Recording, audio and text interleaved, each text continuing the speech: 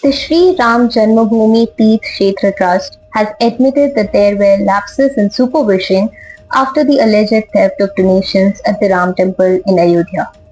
However, the trust treasurer Govind Dev Giri Maharaj said he would not resign, maintaining that he was not personally at fault. Speaking to reporters, Giri Maharaj said the alleged embezzlement involved cash collected in donation boxes and not the trust's bank accounts.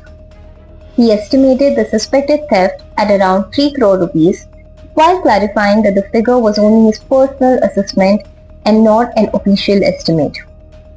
He said all those arrested so far were State Bank of India employees, adding that the bank was responsible for verifying their credentials and supervising the donation counting process. Giri Maharaj said the trust respected the ongoing SIT investigation and the Supreme Court's monitoring of the case.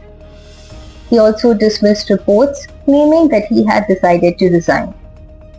Referring to former General Secretary Champat Rai, he said Rai had stepped down voluntarily and acknowledged that negligence had contributed to the incident. The treasurer said the trust had already introduced stricter safeguards. These include eliminating CCTV blind spots, frisking staff, making officials handling cash wear pocketless uniforms, ensuring the presence of both trust and SBI representatives during cash counting, and tightening monitoring of the entire process.